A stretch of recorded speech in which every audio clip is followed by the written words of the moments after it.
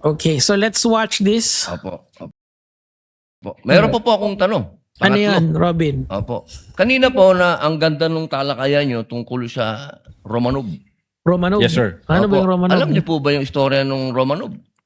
At Ako alam ko yung storya ng Romanov. So back in the day, nung World War I in particular, for 300 years, Russia was under a monarchy. Bago sila nag-shift ng type of government, they were first a monarchy. For 300 years, ang Romanovs ang nagro-rule sa Russia. Now, it was when World War I, 1900s to somewhere there, 1914s, parang ganun. Ito yung timeline ng World War I the economy of Russia is really bad, and the people are blaming the Romanovs for driving Russia into smithereens, or parang hindi maganda yung patakbo nila. So what happened? After a while, na-overthrow yung government ng mga ng ibang type of government. I'm not sure kung yung government na yon is democracy or communism, but it's a form of democracy. Doon na lang natin tawagin. Kasi hanggang ngayon naman, democracy pa rin ng Russia, di ba? Pero we know that it's communism, okay? So they were overthrown by the people. Tapos nag-install sila ng bagong leaders nila. But yung agawan ng power noon is still there. Sumuko naman si Nicholas Romanov, yung king na yon. So na-dethrone siya, tapos nag-iba ng system yung Russia. Okay? So what happened after? Na-exile yung Romanov family. Well, when they got exiled, nagtatago-tago sila from one house to another.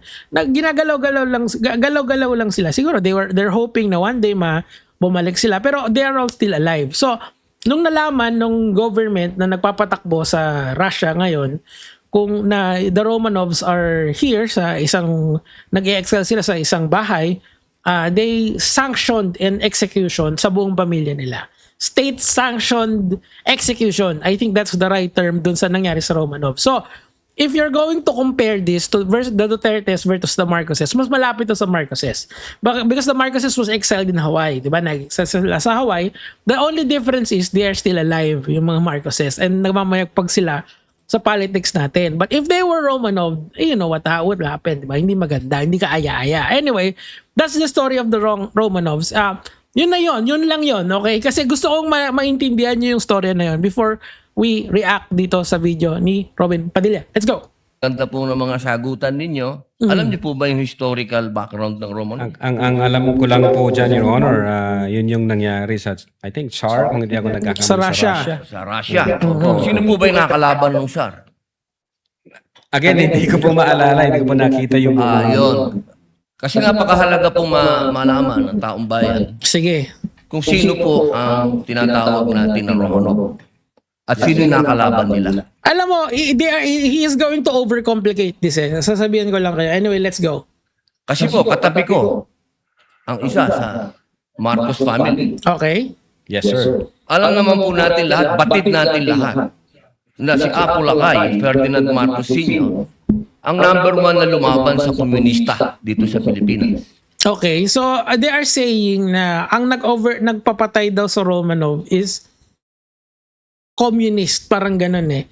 He is not wrong in saying that. Pero or yung idea na yun is not wrong inherently. Pero hindi yun applicable sa atin kasi magkaiba ng circumstances eh. Yung I think NPA yung tinutukoy niya is not related dun sa bigger circle nung nangyari dun sa World War I kasi yun eh. 1970s yung sinasabi niya, yung panahon ni Marcos eh. Marcos Sr. eh. Marcos said that he declared martial law because of the communism threat, 'di ba? That was the idea. Pero that is not what happened, 'di ba? Let's remember the facts. The government was suppressed, 'di ba? Lagi alam mo yung masakit dito kasi nung election kasi ng 2022, I and many other pink supporters were telling you that what they're peddling sa inyo, yung about sa martial law, is incorrect. Mali yung sinasabi nila sa inyo. Pero you guys still believe kung ano yung sinabi ng nanay at tatay nyo. Siyempre iba yun kesa doon sa totoong nangyayari at nakikibaka. How many martial law victims were there. Ngayon, ang mga DDS mismo ang nagsasabi na martial law na ba tayo ngayon? Hindi ba mga ipokritong yan? Ginagamit lang nila lagi yung martial law as propaganda material instead of looking at the historical facts. It's very frustrating kasi na you are hearing a stupid senator na binabayaran mo ng tax money mo to lecture someone who is clearly above him. Diba? Si Lotto kasi matalino yan, abogado yan eh. Antimano, tas investigador pa. Tapos siya, ano bang natapos itong si Robin? Diyos ko Lord. Anyway, tuloy lang natin. Batid naman din po natin na ang nag-execute sa Tsar kay Nikolai at sa kanyang mga anak, sa kanyang pamilya, ay ang komunista. Ayan. But it's different context eh. May ibang-iba yung nangyari dyan eh. Kasi na-execute sila because wala silang kwenta na mga ruler noon.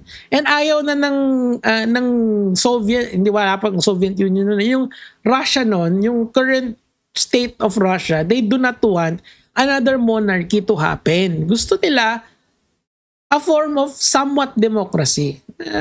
Sinasayon yun on paper, yun yung sinasabi nila. But we all know it's a type of communism, di ba?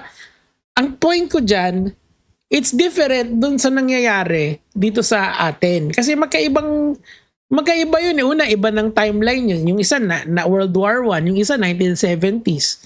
Diyos ko Lord. Anyway. Alam mo po ba niyo? Yes, sir. Ngayon, sino po ba ang pangalawang pangulo na lumaban sa komunista? Sino ba? Si Erap? Si Erap, inewan kami. Sorry Ano po, sir? Ay di si Pangulong Rodrigo Roa Duterte. Grabe yung lecturean niya yung si Lotok. Parang miski si Lotok siguro na nalilito. What the fuck is this guy saying? Garagash. Hindi ba po ganun. dapat isipin natin okay. yung Romanov ay tungkol sa threat na pumapasok sa mga pamilya na mga namumuno dito sa ating bayan? Okay, so what's your point? Kasi nga, iba naman ng context yan eh. Diyos ko Lord. Lumalaban sa komunista. Komunista po ako. So linabanan ka ni Digong, yung ba yung sinasabi mo?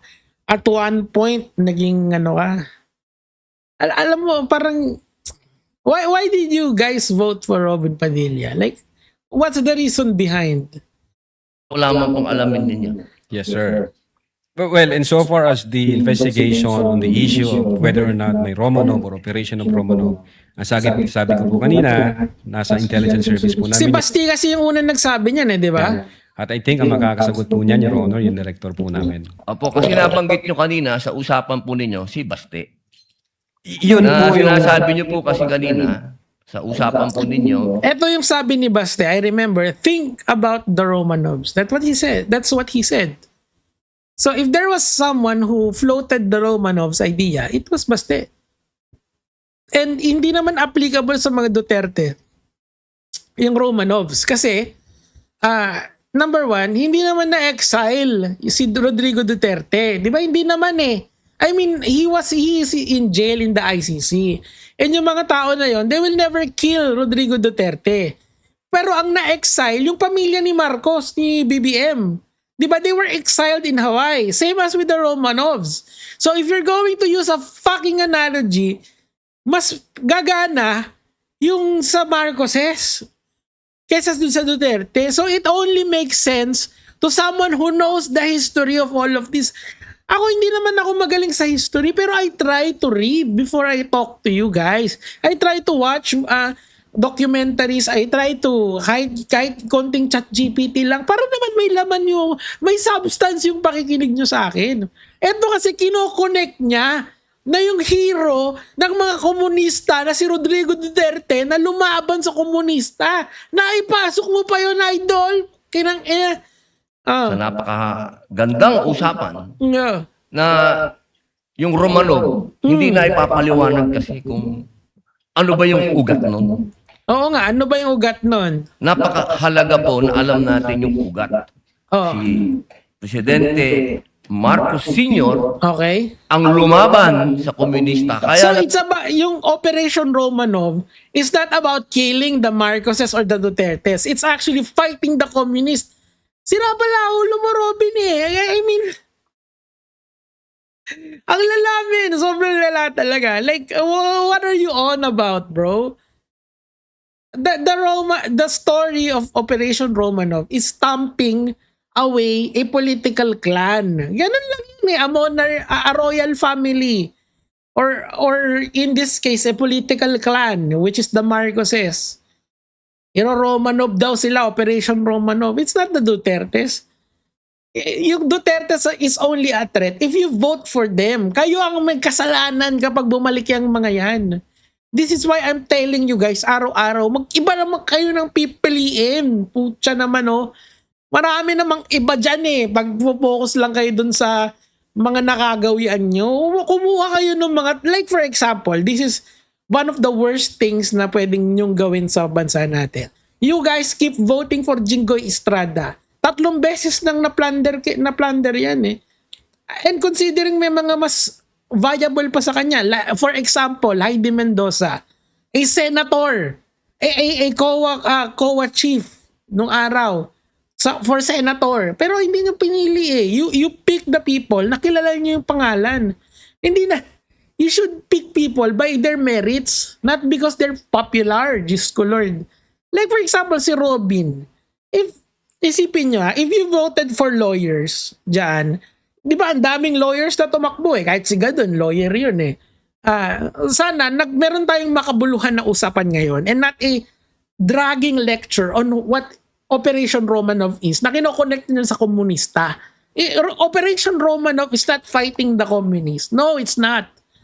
It's a whole different idea na pinload nung kaibigan mong si Baste. Anyway, let's finish this. karoon ng threat noong 1986. Yes, sir. Ngayon, sinasabi ni 1986. Baste na nagkakaroon ng threat sa kanila, pamilya, sapagkat alam naman nating lahat na ang nagpatuloy ng paglaban sa komunista pagkatapos ni Pangulong Rodrigo Roa Duterte ay si Inday Sara Duterte, ang ating Yun pala yun. So, yung lumalaban sa komunista, si Sara Duterte, Diyos ko Lord, ano ba naman yan? Paano lumalaban sa komunista yun? Araw-araw hindi naman, every other time na may chance siya, lumalabas lang ng bansa yun. Naka 30 plus na nga ng labas eh. Paano niya linalabanan yung komunista sa ibang bansa? Nasa Bangkok siya, nagliliwaliw siya doon. Nasa Daheg siya, binibisita niya yung tatay niyo. Ano yun? Ano yun? Parang Counter-Strike ba yan? Na pwede sa internet? Diyos ko Lord. Ang tanga, sobrang tanga men. Like, yung leap of logic nito, it's so incredibly stupid once you understand what the Operation Romanov is. It's just dumb. Plainly dumb. Vice President. Sumasang-ayon po ba kayo doon? Wala po akong personal knowledge, sir. Ay, bakit po kayo walang personal knowledge? Kasi invento mo yun eh. Kahit ako naman eh, wala rin akong personal knowledge na si Sara Duterte yung lumaban sa mga komunista. What the heck? What the heck, bro? Oh. Yun po ang sumunod na assignment ng ating Vice Presidente pagkaupo niya. Siya po ang nag-take over ng NTF-ELCAC. Hindi po alam ng NBI yun. Hindi, kasi lagi naman siya umaalis eh. Di sana kung busy siya, sana yun na lang yung finokusan niya. Guys, please vote wisely next election. Yun lang naman po, gagawin mga lods.